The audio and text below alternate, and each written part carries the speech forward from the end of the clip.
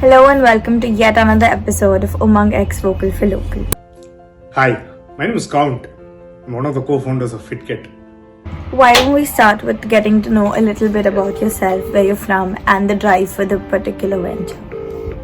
I grew up in southern Tamil Nadu in a small town, and I got into cricket thanks to my granddad. He was a doctor and was a huge fan of the game. And right from my childhood days, he shaped my approach through lessons from the game of cricket.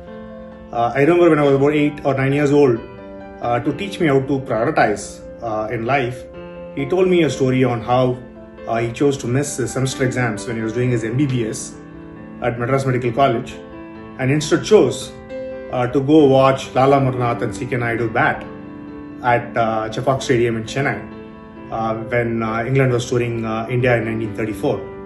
So his point was that semester exams comes every 6 months, but he wouldn't know when England would come back and play a test match in Chepauk. So that was his way of teaching me, how to prioritize in life, how to have a clarity of thought, and how to pursue your goals. What were the hurdles and hardships you faced, and how did you overcome in your particular line of business? I would say instead of hurdles, I would rather look at them as challenges. Like Buddha said, the suffering is your choosing, right? It's the challenges that we choose to fight.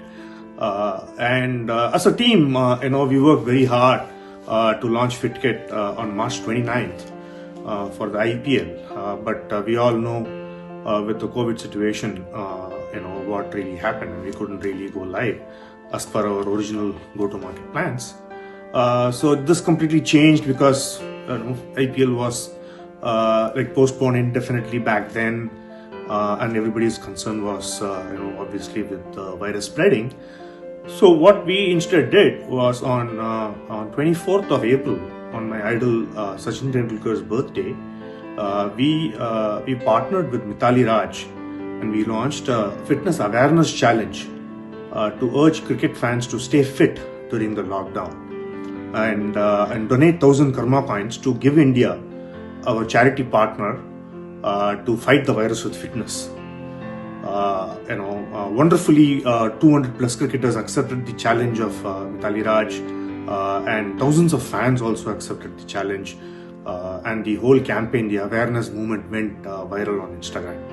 It was a great talk. Lastly, I would like to know, what is your advice to the millennials and to people like me who want to be business leaders tomorrow? My life's experience to draw inspiration from the game of cricket and the great cricketers who have played the game, the gentlemen of the game. I also draw inspiration from and wisdom from some of the books I've had the opportunity to be introduced to read. For this one, a good friend of mine, he referred this book for me to read, and I would urge every entrepreneur to read this book. It's a very, very short book, just 140 pages, and this book is called the Four Agreements. It's written by Don Miguel Ruiz. It's very simple, 4 agreements anybody can practice as an entrepreneur. It's imperative, every entrepreneur practices this. The first agreement, I've kind of jumbled it up, because it makes sense for me this way, is to be curious, right? That way life becomes more interesting. Don't make any assumptions, right? So that's the first assumption. The second assumption is do not take anything personally. Thankfully, I've spent over 2 decades of my life meeting clients, pitching sales across the globe, and you get all kinds of feedback. You meet all kinds of people, but do not take anything personally. Right? That's very important. Third thing is that your employees look up to you, your clients look up to you, right? The entire ecosystem looks up to you. It's very important to be impeccable with your word. Thank you so much, sir, for taking the time out and sitting with us today.